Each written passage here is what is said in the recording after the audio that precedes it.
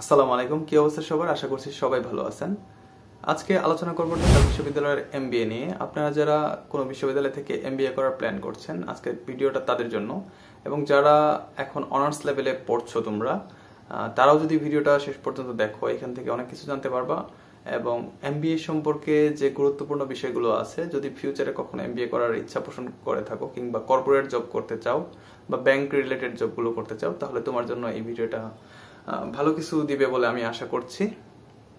তো এই ভিডিওতে আলোচনা করব ঢাকা বিশ্ববিদ্যালয়ের এমবিএ কয় ধরনের হয়, এখানে কোন এমবিএ তে কতগুলো সিট রয়েছে, আপনি কখন কখন ক্লাস করতে পারবেন, কত বছর সময় লাগতে পারে এবং টোটাল কস্ট কত হতে পারে। এছাড়াও এমবিএ তে হচ্ছে কি কি সাবজেক্ট থেকে প্রশ্ন আসতে পারে ভর্তি পরীক্ষার জন্য। এই বিষয়গুলো নিয়ে আজকে আলোচনা করব, তাই ভিডিওটা শেষ পর্যন্ত দেখলে আশা করছি এখান থেকে দারুণ কিছু পাবেন। আমরা এমবিএটা আসলে কেন করব এই ব্যাপারে বলি। আমরা যারা কর্পোরেট সেক্টরে জব করার ইচ্ছা পোষণ করছি বা গ্রাজুয়েশন শেষ করে বসে আছি বেকার এবং ফিউচারে কোনো একটা কোম্পানিতে জয়েন করতে চাই, কিংবা যারা ব্যাংক সেক্টরে জব করছি অলরেডি বা কর্পোরেট সেক্টরে অলরেডি জব করছি, আমরা আমাদের অবস্থান নিয়ে যখন স্যাটিসফাই না হয়, আমরা প্রমোশন চাই বা আমাদের বেতন স্কেল বাড়াতে চাই, তখন আসলে আমাদের এমবিএটা করার প্রয়োজন হয়। বিশেষ করে বাংলাদেশের মতো কান্ট্রি, যেখানে আমাদের ইন্ডাস্ট্রিয়ালাইজেশনটা ঘটতেছে, মানে ইন্ডাস্ট্রিগুলো আস্তে আস্তে ডেভেলপ করতেছে। তো এই রিজিওনাল কান্ট্রিগুলোতে এমবিএ করাটা অবশ্যই একটা ভালো সিদ্ধান্ত হবে। এমবিএ করা অনেক দরকার। আপনি জব সেক্টরের প্রমোশন পাবেন এবং এছাড়াও আরো আরো এক্সট্রা অনেকগুলো সুবিধা আছে, সেই জিনিসগুলোর জন্য আপনার এমবিএ করে রাখাটা ভালো। ঢাকা বিশ্ববিদ্যালয়ে আসলে প্রধানত দুই রকমের এমবিএ করা যায়। একটা হচ্ছে রেগুলার এমবিএ আর একটা হচ্ছে এমবিএ, যেটাকে এক্সিকিউটিভ এমবিএ বলা হয়। আজকে মেইনলি আমরা রেগুলার এমবিএ নিয়ে আলোচনা করব। এক্সিকিউটিভ এমবিএ সেটার জন্য আমাদের 5 বছরের ওয়ার্ক এক্সপিরিয়েন্স চেয়ে থাকে। সেটা আসলে আমাদের নর্মাল স্টুডেন্টদের জন্য না, সেটা আমরা যারা জব সেক্টরে আছি সেটা নিয়ে আলাদা একটা ভিডিও বানাবো এরপর। তো রেগুলার এমবিএ কিন্তু আবার দুই রকমের হয়ে থাকে, একটা হচ্ছে ফুল টাইম আর একটা হচ্ছে পার্ট টাইম। ফুল টাইম এবং পার্ট টাইম এই দুটার মধ্যে বেশি কিছু পার্থক্য রয়েছে। ফুল টাইম এমবিএ তে আমাদের ঢাকা বিশ্ববিদ্যালয়ের সিট রয়েছে 120টা, এবং পার্ট টাইম এমবিএ তে আমাদের ঢাকা বিশ্ববিদ্যালয়ের আসন সংখ্যা রয়েছে 60টা। এবং ফুল টাইম যে এমবিএটা আছে সেটা সাধারণত আমাদের নর্মাল ডে টাইমে হয়ে থাকে, যেমন সকাল 8টা থেকে বিকাল 4টার মধ্যে যে কোনো সময় হয়ে থাকে। এটা ক্লাস বা টিচারদের সিলেবাস অনুযায়ী হয়ে থাকবে। আর পার্ট টাইম এমবিএ সাধারণত সন্ধ্যার পর শুরু হয়ে থাকে। পার্ট টাইম যেটা আমরা এমবিএ করি, সেটা আসলে প্রফেশনাল যারা আছে, যারা চাকরিজীবী আছে, তাদের জন্য বেসিক্যালি এটাকে বানানো হয়েছে। তাই আপনারা চাইলে এই পার্ট টাইম এমবিএটা করতে পারেন জবের পাশাপাশি। আর ফুল টাইম এমবিএ তে আমাদের টোটাল এমবিএ তে আমাদের কোর্স সংখ্যা আছে 20টার মধ্যে আপনি প্রত্যেক সেমিস্টারে রেগুলার এমবিএ এর জন্য 5টা কোর্স সিলেক্ট করতে পারবেন। দ্যাটস মিনস আপনি যদি রেগুলার এমবিএ এর ফুল টাইম কোর্স করে থাকেন, তাহলে আপনার 2 বছর লাগবে এমবিএ শেষ করতে। এবং আপনি যদি পার্ট টাইম এমবিএ করেন, তাহলে আপনার প্রত্যেক সেমিস্টারে 3টা করে কোর্স নিতে পারবেন। সেক্ষেত্রে আপনার এই এমবিএ শেষ করতে সময় লাগবে 3.5 বছরের মতো সময় লেগে যাবে। সো আপনি চিন্তা করবেন যে আপনি ফুল টাইম এমবিএ করবেন নাকি পার্ট টাইম এমবিএ করতে পারবেন। আপনি ফুল টাইম এমবিএ করবেন নাকি পার্ট টাইম এমবিএ করবেন, এই ব্যাপারটা কিন্তু আপনার ভর্তির শুরুতেই সিলেক্ট করে নিতে হবে। তবে এইখানে ফুল টাইম যারা এমবিএ করবেন, তাদের জন্য একটা ফ্লেক্সিবিলিটি আছে। তারা চাইলে ফুল টাইম এমবিএ থেকে পার্ট টাইমে শিফট করতে পারবেন। কারণ অনেক সময় হয় কি, আমাদের লেখাপড়া চলাকালীন সময় অনেকের জব হয়ে যায়, তখন তারা চাইলে ফুল টাইম এমবিএ থেকে পার্ট টাইমে শিফট করতে পারবে। তবে এই সিস্টেমটা যারা পার্ট টাইমে ভর্তি হবেন তাদের জন্য নেই। তারা চাইলেই পার্ট টাইম থেকে ফুল টাইমে শিফট করতে পারবেন না। এবার আসছি খরচের ব্যাপারে। আমাদের এমবিএ কোর্সটা সম্পন্ন করতে কত টাকার মতো খরচ হবে।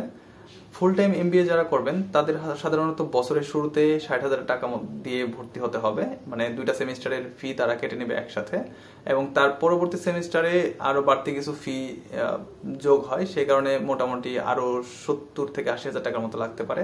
টোটাল যদি আপনি 1.5 লক্ষ টাকা ধরে রাখেন, তাহলে ঢাকা বিশ্ববিদ্যালয়ের আপনি রেগুলার এমবিএ যেটা ফুল টাইম, সেটা আপনি সম্পন্ন করে ফেলতে পারবেন। আর যারা পার্ট টাইমে করতে চান, তাদের যেহেতু 3.5 বছর, সো তাদের কস্টটা একটু বেড়ে যাবে। 2,30,000 থেকে 2,50,000 টাকার মধ্যে তারা তাদের এই ফুল এমবিএ প্যাকেজটা আপনারা সম্পন্ন করতে পারবেন।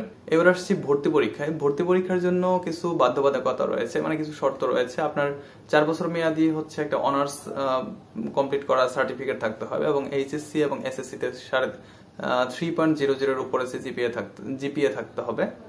আর অনার্সে আপনার সিজিপিএ থাকতে হবে হচ্ছে 2.5 এর উপরে। এটা বিভিন্ন সময়ে চেঞ্জ হতে পারে, সার্কুলারে উল্লেখ করা থাকবে।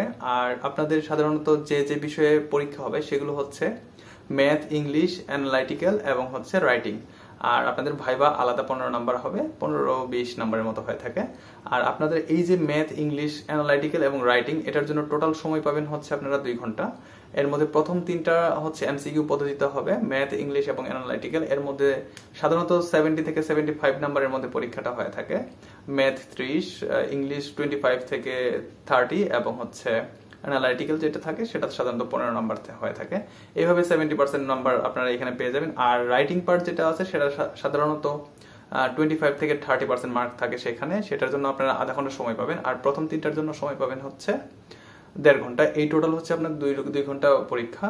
এখানে অবশ্যই মনে রাখবেন প্রথম 3টা যে আছে ম্যাথ, ইংলিশ এবং অ্যানালাইটিক্যাল, এই 3টা সাবজেক্ট হবে এমসিকিউ পদ্ধতিতে, এবং আপনার যে রাইটিং পার্টটা আছে সেটা তো অবশ্যই লিখিত পদ্ধতিতে হবে। এরপর ভাইভাতে আসি। ভাইভাতে সাধারণত খুব অল্প নাম্বার থাকে। যদি আপনারা রিটেন মানে যে আগের যে পরীক্ষাটা দিয়েছেন এমসিকিউ প্লাস রিটেন, সেটা যদি ভালো নাম্বার গেইন করতে পারেন সেক্ষেত্রে ভাইভাতে আপনাদেরকে অনেক বেশি হেল্প করবে। ভাইভাতে সাধারণত খুব বেশি নাম্বারের ভেরিয়েশন হয় না, 2 থেকে 3 নাম্বারের ভেরিয়েশন করে। 15 নাম্বারের পরীক্ষা হলে দেখা যায় 12, 13, 14 পেয়ে থাকে। সেক্ষেত্রে আপনাদের অবশ্যই টার্গেট করা উচিত যে রিটেন পরীক্ষাটা সেটা। এখানে আরো কিছু ব্যাপার আছে, যেমন হচ্ছে শুধুমাত্র আপনারা যে ওই ম্যাথ, ইংলিশ এবং অ্যানালাইটিক্যাল এইগুলো পরীক্ষা দিয়ে যে আপনারা করতে পারবেন, ভাইভাতে বসতে পারবেন, ব্যাপারটা সেরকম না। আপনাদের হচ্ছে এখান থেকে প্রায় 60% মার্কস পেলে মোটামুটি চান্স পাওয়া যায় সাধারণত। তো এখানে আবার একটা পাস মার্কস আছে, ম্যাথ, ইংলিশ এবং অ্যানালাইটিক্যাল, রাইটিং, এই প্রত্যেকটা পার্টে আলাদা আলাদা করে 40% এর উপর একটা নাম্বার পেতে হয়। নির্দিষ্ট নাম্বার না পেলে তারা খাতাটা দেখে না। এবং আপনি যদি হচ্ছে ম্যাথ, ইংলিশ এবং অ্যানালাইটিক্যাল মানে এমসিকিউ পার্টটাতে যদি পাস মার্কস না পান তাহলে কিন্তু তারা রিটেন এক্সামটা আপনাদের কাউন্ট করবে না, মানে হচ্ছে আপনার রিটেন খাতাটা দেখবে না। এবং সাধারণত আমাদের যে পরিমাণ স্টুডেন্টকে ভাইবা পর্যন্ত নিয়ে যায় সেটা হচ্ছে, যেমন ধরেন রেগুলার যে এমবিএ আছে সেটার ফুল টাইমে 120টা আসন রয়েছে, সেখানে সাধারণত ভাইভাতে নিয়ে যায় হচ্ছে 180 জনকে, মানে 60টা সিট তারা মানে 60 জনকে বাড়তি নিয়ে যায়, এখান থেকে তাদের হচ্ছে বাদ দেওয়া হয় 60 জন। এবং আমরা যে যেটা আমাদের পার্ট টাইম আছে এমবিএ, সেখানে 60টা সিটের বিপরীতে 90 জনকে টিকায়, তারপর ভাইভাতে হচ্ছে কাটছাট করে তারা সাধারণত বাদ দিয়ে দেয়। মানে এটা হচ্ছে একটা অ্যাভারেজ হিসাব। এখানে আপনারা আবার হচ্ছে একদম কাট টু কাট ধরে রেখেন না। তো এই ছিল আজকের ভিডিও। যদি ভালো লেগে থাকে তাহলে অবশ্যই সাবস্ক্রাইব করবেন, লাইক করতে পারেন। কোনো প্রশ্ন থাকলে কমেন্ট বক্সে দিয়ে রাখতে পারেন, আমি সময় পেলে সেই কমেন্ট বক্স চেক করি এবং কমেন্টের রিপ্লাই দেওয়ার চেষ্টা করি। আর যদি কোনো বন্ধু বান্ধবের সাথে শেয়ার করতে চান সেটাও করতে পারবেন। সবাই ভালো থাকবেন, সুস্থ থাকবেন। আল্লাহ হাফেজ। Thank you very much.